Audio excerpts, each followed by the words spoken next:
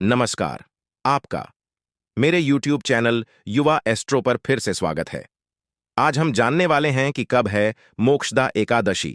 22 दिसंबर या 23 दिसंबर कब है एकादशी और क्या है पारण समय, सब इस वीडियो में जानने वाले हैं।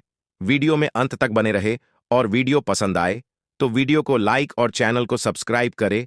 तो चलिए शुरू करते हैं। सबसे पहले हम कुछ और जानकारी प्राप्त करते हैं जो मोक्षदा एकादशी के बारे में है। इस दिन को गीता जयंती के रूप में भी मनाया जाता है। इस दिन उपवास रखा जाता है।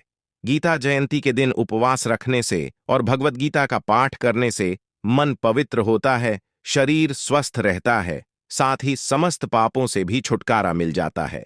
इस कलयुग में जो भी जाने अनजाने में हुई गलतियों के लिए या अपने पापों का प्रायश्चित करना चाहती हों, उन सभी लोगों को भगवद गीता का पाठ आज के दिन जरूर करना चाहिए।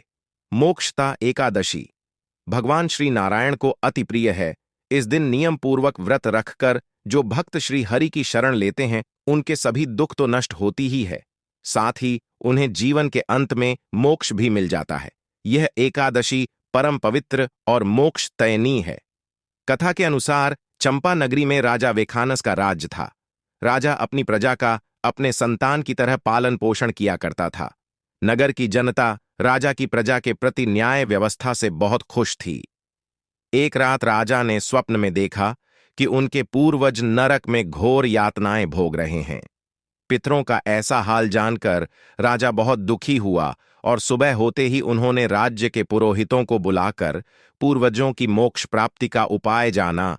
राजा के दुख को सुनकर पुरोहित एक सिद्ध महात्मा के पास गए और सिद्ध महात्मा से राजा का सारा हाल के सुनाया। तब उन महात्मा ने उपाय बताते हुए कहा कि यदि राजा मोक्षदा एकादशी के दिन भगवान नारायण का विधिपूर्वक व्रत और दान करें तो इस व्रत के प्रभाव से उनके पूर्वज नरक से मुक्त हो जाएंगे। मोक्ष तक एकादशी आने पर राजा ने महात्मा के कहे अनुसार पूरे विधि विधान से श्रद्धा और नियम पालन से इस व्रत का पालन किया, जिसके परिणाम स्वरूप राजा के पितरों को मोक्ष मिल गया और जन्म मरण के बंधन से मुक्ति मिल गई। इतना ही नहीं, इस वक्त के पुण्य प्रभाव से वह राजा भी अंत में मोक्ष को प्राप्त हुआ। तभी से यह उपवास मोक्ष प्रदान करने वाला चिंतामणि के समान माना जाता है। इस बार एकादशी की तिथि 2 दिन होने के कारण 2 दिन एकादशी का उपवास रखा जाएगा। 22 दिसंबर शुक्रवार को मोक्षदा एकादशी और गीता जयंती रहेगी।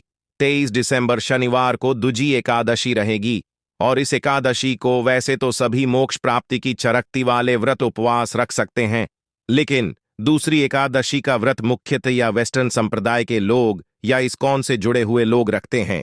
एकादशी तिथि प्रारंभ होगी 22 दिसंबर शुक्रवार की सुबह 8:17 से और समाप्त होगी 23 दिसंबर शनिवार की सुबह 7:12 पर।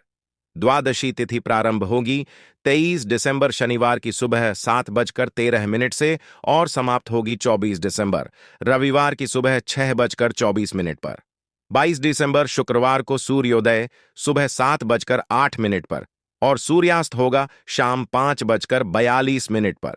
इस दिन राहुकाल सुबह 10:30 से दोपहर 12 बजे तक रहेगा और इस पर एकादशी के दिन पर एक योग का शुभ योग रहेगा सुबह 11:11 तक और उसके बाद में शुभ योग प्रारंभ हो जाएगा। 23 दिसंबर शनिवार को ब्रह्म मुहूर्त रहेगा सुबह 5:32 से 6:20 तक। सूर्योदय होगा सुबह 7:01 पर। इस दिन शिवियों को सुबह 9:07 तक रहेगा और बाद में सिद्ध योग प्रारंभ हो जाएगा, जो कि अगले दिन यानी रविवार की सुबह 7:17 तक रहेगा। हरिबासर का जो समय द्वादशी तिथि लगते ही प्रारंभ हो जाता है, वह समय समाप्त होगा 23 दिसंबर शनिवार की दोपहर 1 बजे तक। तो ध्यान रखें कि जो लोग शुक्रवार को एकादशी का उपवास रखेंगे उन्हें शनिवार को हरिद्वार से समय समाप्त होने के बाद ही व्रत का पालन करना होगा और शनिवार को राहुकाल सुबह 9 से 10:30 बजे तक रहेगा। जो लोग शुक्रवार के दिन एकादशी का उपवास रखेंगे उन्हें 23 दिसंबर शनिवार की दोपहर 1 बजे से लेकर 1:45 के बीच में व्रत का पालन करना होगा और जो लोग शनिवार के दिन दूसरी एकादशी का उपवास रखेंगे वो 24 दिसंबर रविवार को सुबह 7:10 से 7:45 के बीच में अपना उपवास खोल सकते हैं।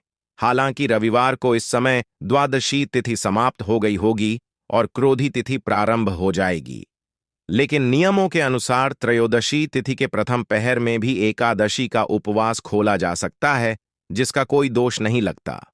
इस बार एकादशी के दिन अपने पितृ के नाम से एक दीपक जरूर जलाएं। हो सके तो भगवद गीता की पुस्तकों का दान करें और भगवान विष्णु का सच्चे मन से पूजन करके अपने पापों का प्रायश्चित जरूर करें। वीडियो यहीं पर समाप्त होता है। यदि आपको हमारी वीडियो पसंद आए तो इसे लाइक करने के साथ साथ शेयर अवश्य करना। कमेंट बॉक्स में राधे राधे लिखना मत भूलना। जय श्री कृष्णा। धन्यवाद।